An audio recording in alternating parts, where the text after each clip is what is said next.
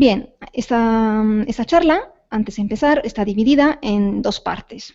En la primera parte, que está a mi cargo, haré un repaso de algunos conceptos importantes relacionados con la evaluación psicológica y sus modelos teóricos. En la segunda parte, mi compañera María Teresa Rosique seguirá profundizando en el modelo constructivista narrativo y nos indicará con ejemplos y casos cómo podemos realizar un proceso de evaluación desde este enfoque. Bien, empezaremos hablando de la evaluación psicológica. Y la evaluación psicológica, como sabemos, es un momento fundamental para el ejercicio de la profesión de un psicólogo. Cualquier acción psicológica, sea cual sea el contexto o ámbito de intervención, requiere pasar por un momento, un proceso evaluativo, si pretende ser una evaluación científica. ¿Qué es evaluar? Evaluar es la acción de recoger información relevante que nos permita tomar decisiones correctas acerca, por ejemplo, de unas características de una intervención en una persona, en grupo o una institución. Y como veremos a continuación, existen diferentes modelos teóricos de evaluación psicológica que representan, sobre todo, y caracterizan una evaluación histórica asociada a una época de la historia de la psicología, pero que siempre han ido sucediendo, reformulándose, intentando incorporar las exigencias científicas que la evaluación psicológica requiere de los modelos explicativos. Antes de nada, hay que tener en cuenta que la psicología es una ciencia en constante desarrollo y el desarrollo y progreso de la misma evaluación psicológica se debe en gran parte a esos modelos que veremos. Los más importantes de estos modelos siguen vigentes hoy en día y han dado vida a más de 400 escuelas de psicoterapia. Y muchas psicoterapias derivan de ellos y de su combinación. Lo que pretendo con esta breve exposición es que conozcáis estos modelos en sus aspectos generales y por ello examinaremos algunas de las características diferenciales. Bien, veremos que los distintos modelos utilizan diferentes enfoques o postulados a la hora de afrontar una evaluación o una intervención. En otras palabras, representan distintas explicaciones de la conducta humana.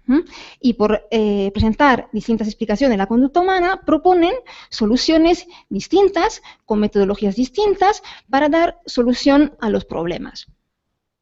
Veremos que unos modelos se centran en el componente interno de las personas y otros en la conducta externa observables.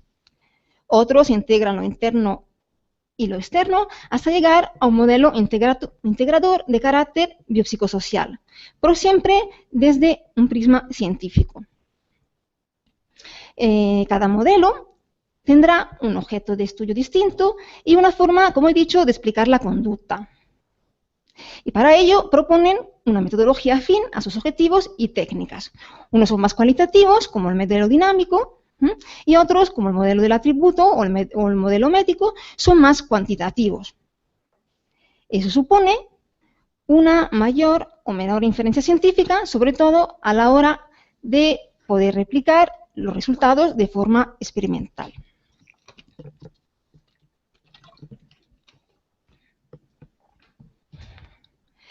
En psicología, normalmente, cada profesional sigue un enfoque o modelo de referencia.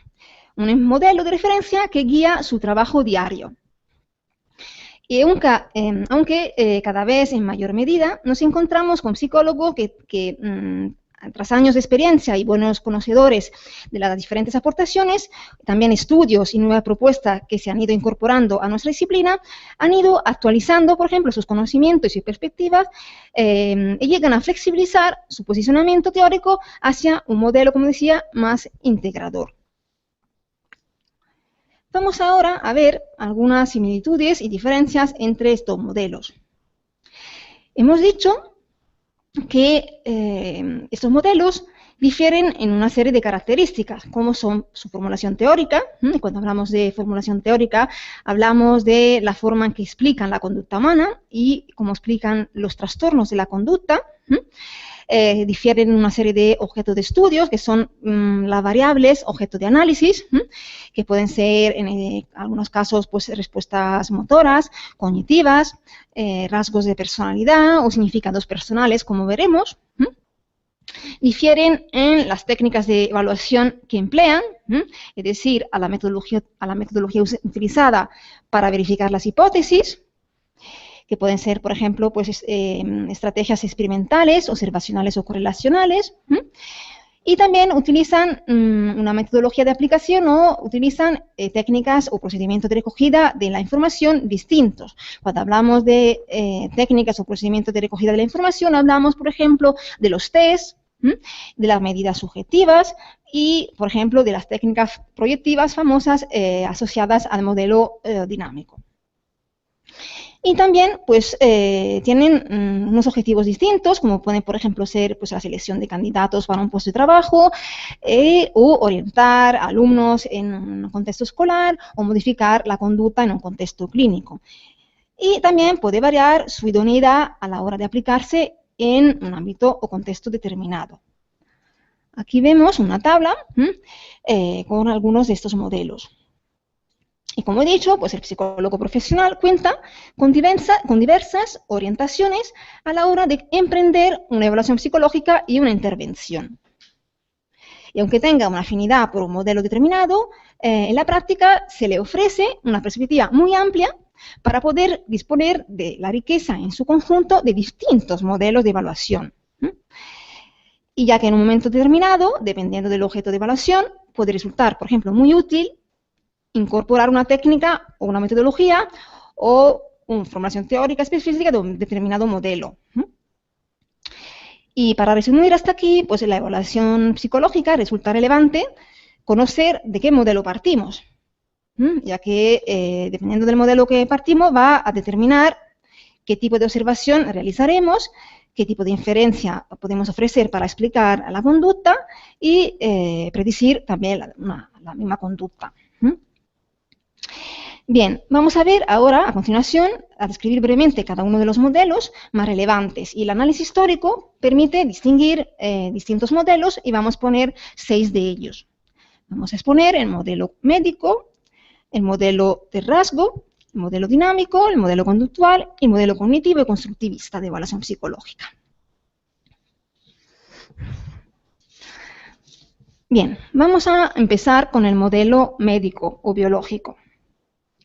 El modelo médico pone el acento principalmente en las influencias de las modificaciones morfológicas o funcionales del sistema nervioso sobre la génesis de los trastornos mentales.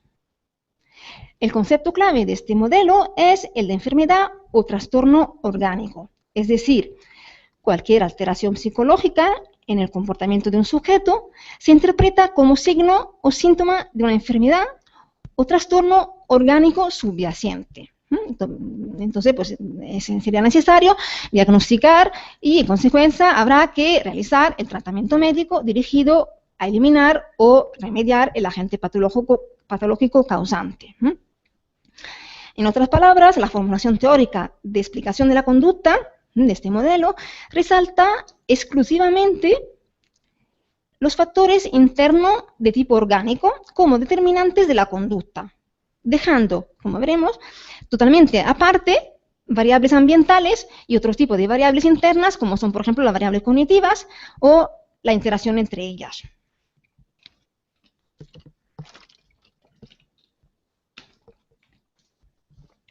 Según este modelo, lo importante en la evaluación psicológica es clasificar los trastornos de conducta etiquetándolo como enfermedades mentales y buscar la alteración biológica que está detrás de ellos. Por ejemplo, ante una persona que grita, que presenta alucinaciones o un lenguaje desorganizado, el modelo médico dirá que se trata, por ejemplo, de un trastorno esquizofreniforme, siempre y cuando se den varios de estos síntomas con una intensidad determinada y se mantengan en el tiempo. Entonces, ¿cuál es el objeto de este modelo? El objeto de estudio, según este modelo, es toda sintomatología física y conductual presentada por el individuo y las causas subyacentes de tal perturbación, para así poder conocer la catalogación de la enfermedad en la que se encuadra. Prevalentemente, este modelo utiliza estrategias correlacionales para establecer relaciones entre la sintomatología presentada y las posibles causas de las mismas. Esto es porque su objetivo es fundamentalmente descubrir qué tiene el sujeto, por lo que el tratamiento vendrá de manera consecuente con saber cuál es su enfermedad. Respecto a la recogida de datos, la recogida de la información de los datos se hace mediante entrevistas, pruebas neurológicas de carácter motor y sensorial, análisis de sangre de orina y también pues, observación directa, o también podemos utilizar registros o cuestionarios que permiten medir estilos de vida del sujeto que pueden afectar a su salud mental y física, como puede ser, por ejemplo, la presencia, la dependencia al alcoholismo. Y para terminar con este modelo, el modelo médico tiene como objetivo, como hemos dicho, describir la situación en la que se halla un sujeto y a través de la descripción de su situación, del análisis de su sintomatología y etiología, me permite clasificarlo en una categoría determinada. Y claramente, pues el modelo o ámbito de aplicación de este modelo es prevalentemente el modelo, el contexto clínico. Bien. Pasamos al modelo psicodinámico. El enfoque dinámico, también llamado psicoanalítico, psicodinámico, reviste una importancia capital y también es un modelo que ha sido muy discutido dentro de la psicología. El esquema explicativo que plantea este modelo es el de buscar en el interior del organismo la causa que justifica la conducta, como en el modelo médico. Y como para el modelo médico y del atributo, las manifestaciones conductuales son expresiones de unas realidades internas de la persona. Pero, a diferencia de los otros, este modelo considera que la conducta observable y las alteraciones de la misma son un efecto de la interacción o dinámicas de unas estructuras psíquicas hipotéticas que son capaces de operar en niveles tanto conscientes como inconscientes y determinan la aparición de conflictos y perturbaciones. Es decir, la conducta problema para este modelo es una manifestación externa de unos conflictos internos que surgen, por ejemplo, durante los primeros años de vida y que quedan sin resolver ni explorar, sino quedan como ocultos y escondidos en el inconsciente. Y para enfrentar estos conflictos, las personas pues, utilizan estrategias protectoras que se llaman mecanismos de defensa. Este modelo basa sus supuestos teóricos en el método clínico y utiliza observaciones prevalentemente cualitativas.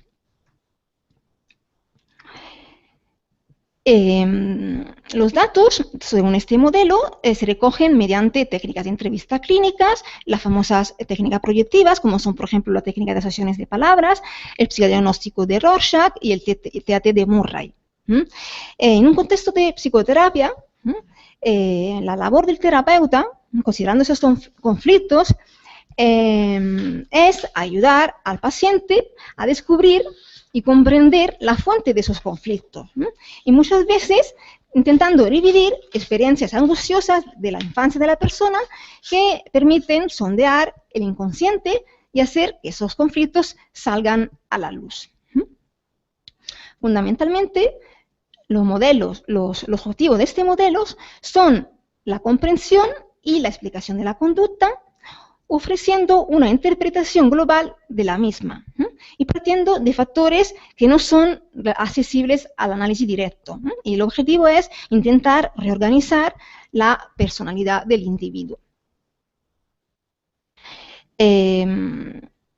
Como decían al principio, pues se ha criticado mucho, se ha discutido mucho sobre este modelo, y la crítica mayor que se realiza al enfoque dinámico es que no se adecua a la metodología científica, dada la imposibilidad de comprobar sus conceptos y predicciones. Bien, pasamos ahora al modelo del atributo.